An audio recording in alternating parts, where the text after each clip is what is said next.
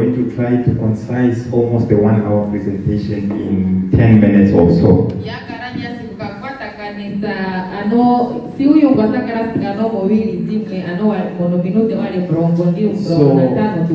Where we have onset from Wednesday, a leadership training session.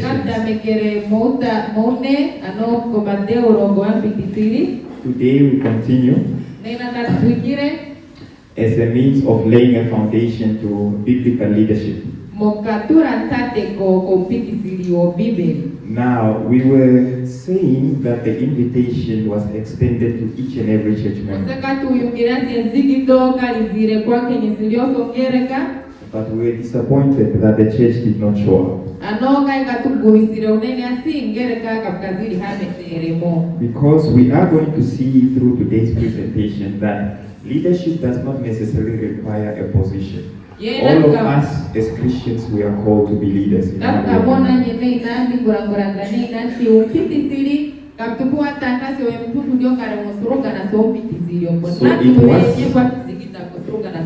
it was going to be beneficial if all of us have or would have attended.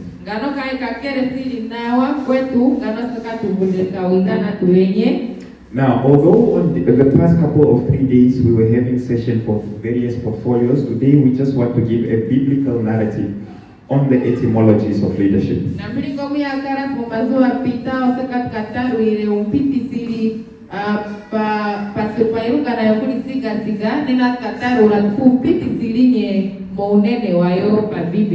Where we are going to discover, number one, that all forms of leadership have its source and benchmarking in God. That's number one.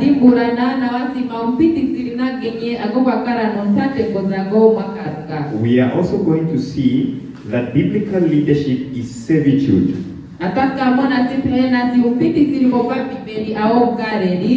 It's not about performance, it's about servitude.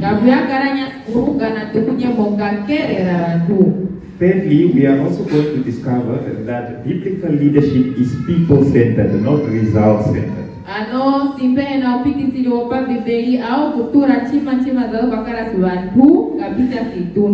And lastly, if time permits, we are also going to see leadership in the context of the great controversy.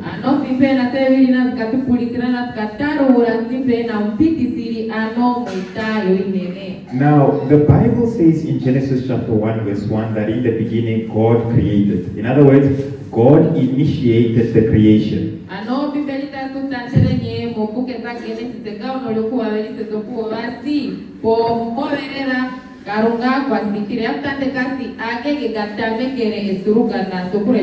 based on that premise, we then assert that all leadership begins in God.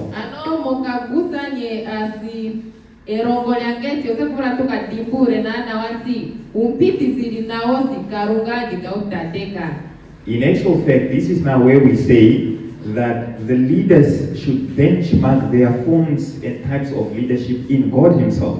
During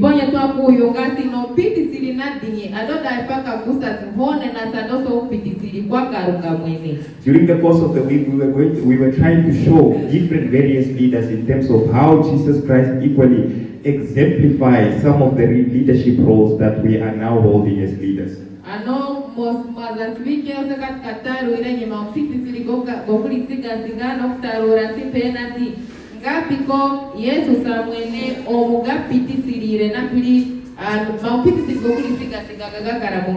a good example of that is when we had the deaconry department, where we showed that Jesus Christ was the chief deacon, because the Bible says in the Gospels that Jesus Christ came to serve and not to be served. In other words, even the deacons, they can look up to Jesus Christ as a chief example in their leadership. And that's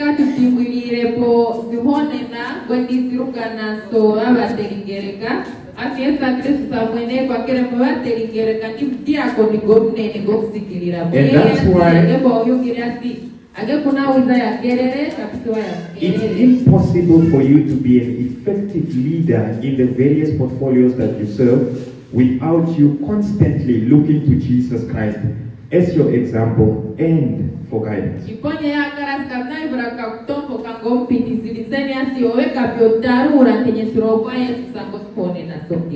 The next thing that we equally see is that leadership is not all about performance, but it's more of servitude. It's about serving.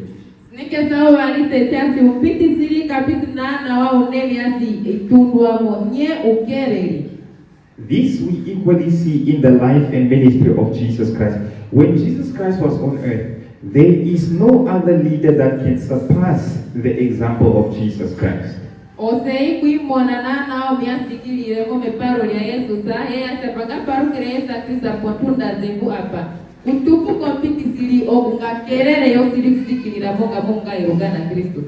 Jesus Christ could even tell the disciples that when I am gone, disciples, you will do greater works than I have done. It's as if Jesus Christ is saying, while I was on earth, I might have received and achieved few results and performances here and there. But when I'm gone, you will do greater things. You will perform better than me.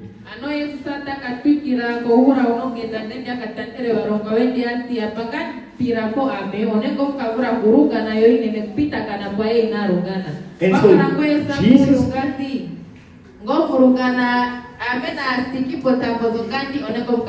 so Jesus Christ sets the tone of leadership that sometimes you can do your best, you can yield yourself, you can actually commit yourself, and sometimes you might not gain results. That does not mean that you have failed, but the fact that you have actually served fully and committed yourself fully, that's actually a good, efficient way of leading.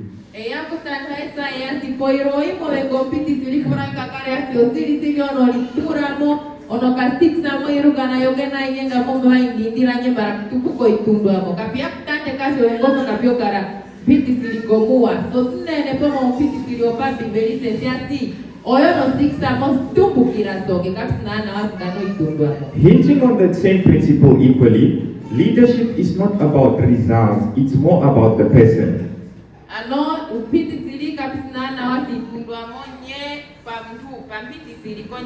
Many a times as leaders, Christian leaders, we make the mistake of actually equating our efficiency to our results and yield.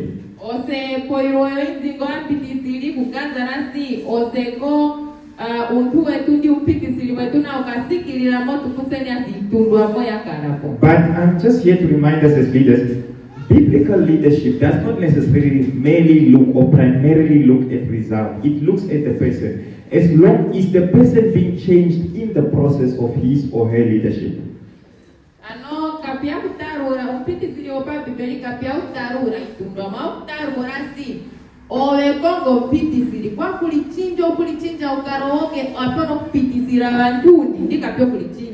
And this is what Ellen White writes in her book, Patriarch and Prophets, on page 50, 59 and 50. 49 and 50. Speaking about Adam's role of leadership, she says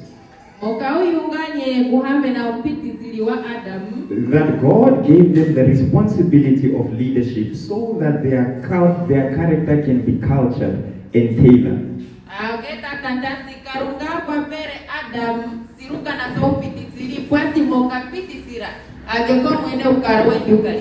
Simply put, in other words, when God designates you a leadership role, God's intent is so that when you reach the tenure of your leadership or culminate your tenure of leadership, you must have been changed to become a better person.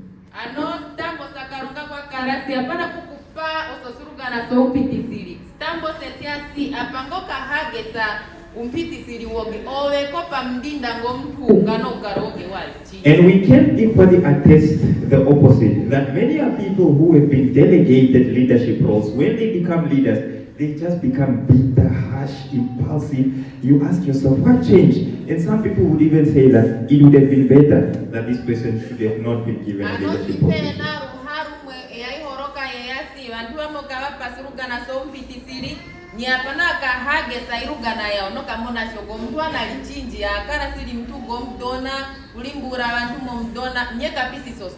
So leadership only becomes effective to some extent or to a large degree when we say that this person that we used to know, now the person is mature, now the person is patient, now the person is fortified, Now the person is catches. Now the person, there's just a change. Thank God that this person is particularly serving this position.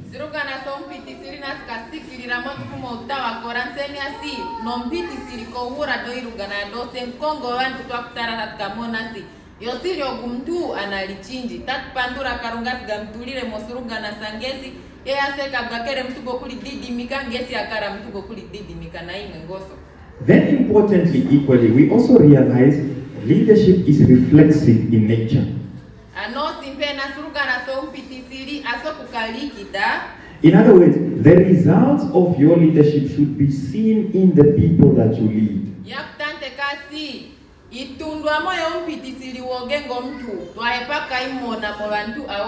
Just as it is important for leadership to change you, leadership should equally improve the lives of the people that you serve.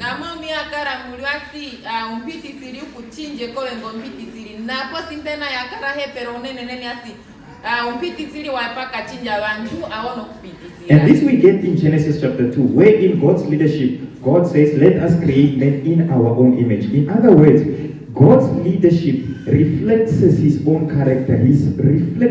Reflects his own attributes of leadership in the people that he leads or in the people that he makes him.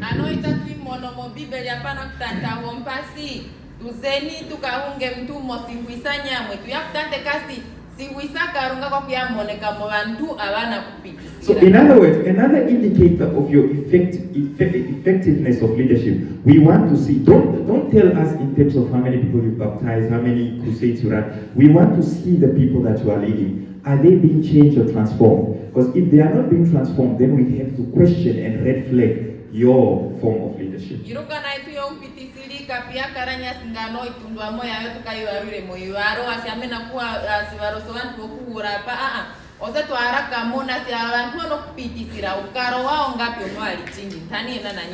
Importantly, leadership is equally comfortable to complement other people's efforts and not compete against them.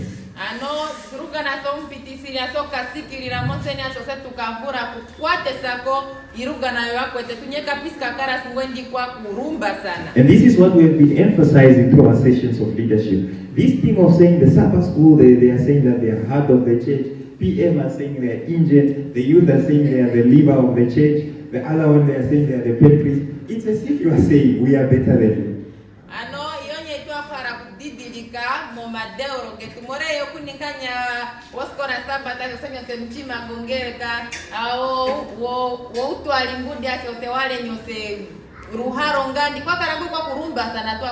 So at the end of the day, we want to outshine others. Our effectiveness, we equate it actually in outshining other people.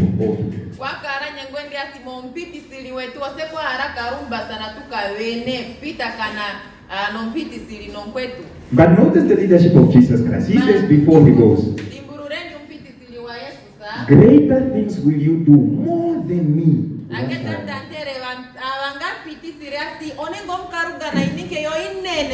In other words, Jesus' leadership was so tailored in such a way, he was preparing his disciples in order for them actually to achieve higher than what he ever actually accomplished in his own ministry and leadership.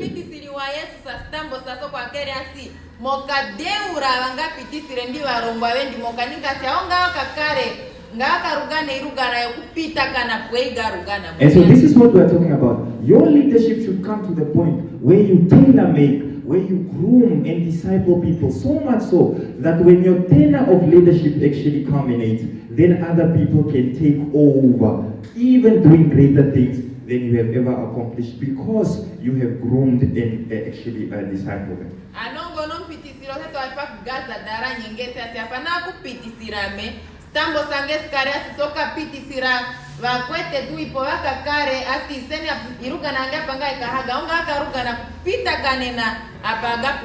Now, this is where we have a problem even during election and nomination period. People would say that, we cannot put somebody else there because this is the only one who knows the job. You know what that means?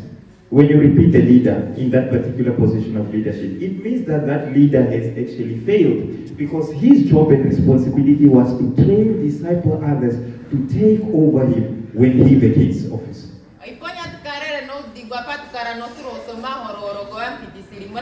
bwana wantu wamwetani kiasi ogompiti sili mwamchinja ye yasi tupuko kumwe na vrakaruga na yuga na ngwendige mara mwadiwa singe ya kutanda ya ngoso kwa kutanda si ogompiti sili kapiana sikisa mo iruga na yendi mora ngano gai sikisiremo ngano tuagwana komdugo kuvura karuga na pita kana apagaru gene aki. Second last principle, biblical leadership delegates. This is now where we talk about complementary.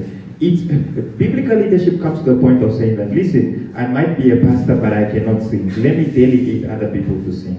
I might be a pastor but I cannot preach. Let me delegate those people who can preach so that we can complement our efforts in service for the Lord and humanity.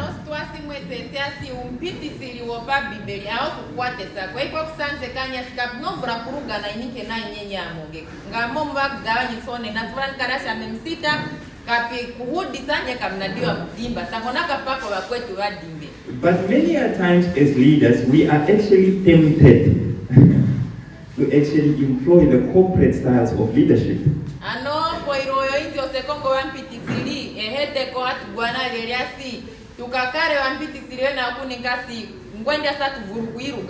one who achieves the targets actually gets the promotion. So at the end of the day, we want to elbow ourselves, even in positions that we are not fit or spiritually gifted in. At the end of the day, the work suffers all of it.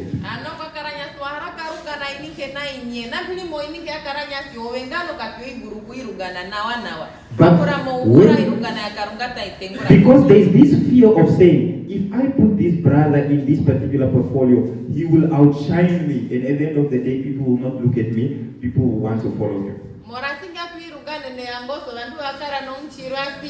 Sena nturapo ogu mkwete tu ngimturepo gongani uvura karugane pita kanangiame makora gena akamona meka mnan kamona. But when you employ this principle of delegation, when you realize that I'm not good in this particular area, let me give it to those that are good in this area, and then I focus on another area, you realize that that thing will be beneficial for you. And let me give you a story.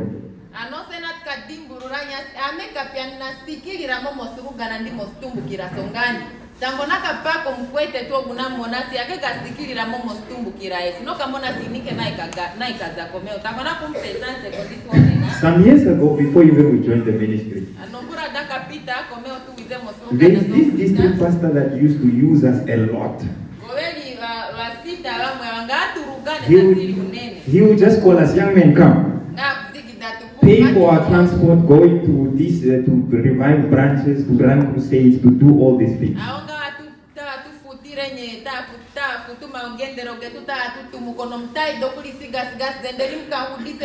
And we were excited, preaching and all that, but he is just relaxed at home.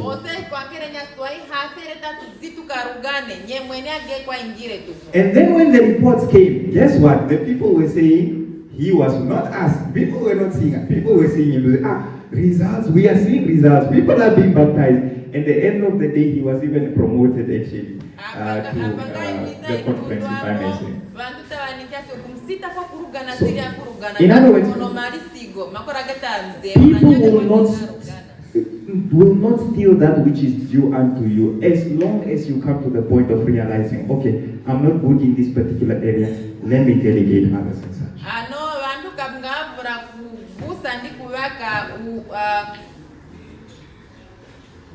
Kamgavura kuwaka inike ngano iwa kutumbui direnya moge mora zetupono dimburu rasho weka piono kuvura pontambo zongani tope kwa kweni sime kaika kutengira. Biblical leadership, it's God giving us an opportunity to enter into His shoes. Ano mokuulira umpiti siri opa bibeli karongana kutupa mpito zoku za mononka kudenti. Me and my elder, we always say, this thing of rushing people into leadership, it's not safe.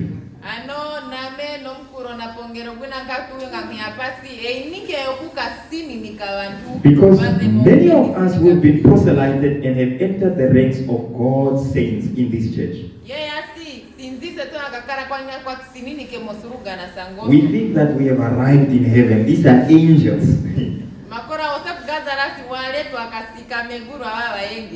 But when you get in leadership, that's where you see the fighting, the hating, the misunderstanding. My president always says, leadership will damage you. You won't come out the same. You'll come out hurt and wounded. So in other words, God gives us these various opportunities for leadership so that we can also get in his shoes to understand, briefly understand as to why God makes some of these decisions.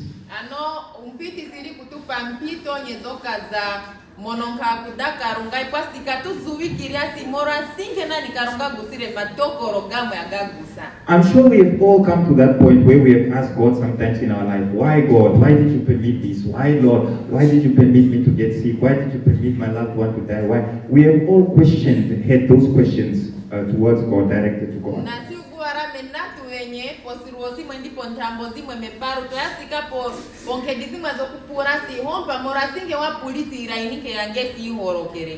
But in leadership, you realize you will also make decisions where you will be questioned by your member. Why did you make that decision? Who told you to do that? And then God says, now you have at least a glimpse of the tip of the iceberg in terms of my positioning.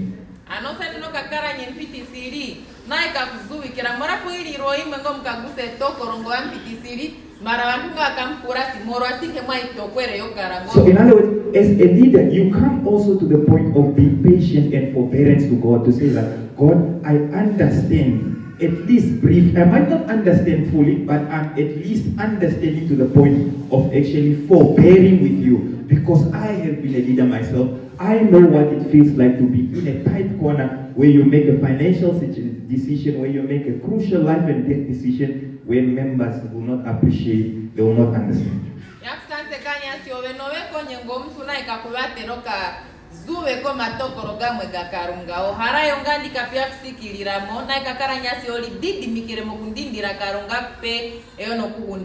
So God invites us then in leadership by saying, come and then understand why I permitted that terrible dilemma, why permitted that terrible predicament in your life. Then you will have at least a picture in order for you to be forbearing towards.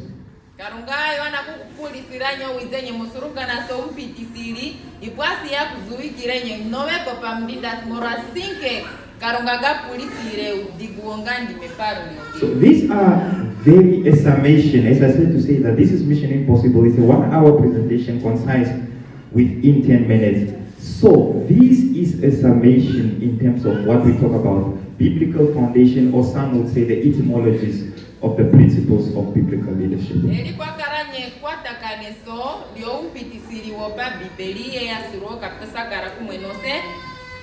In the interest of time, let me just entertain one or two hands, perhaps for a question or for a contribution. Then I transition over the mic to the Sabbath school team before they bid.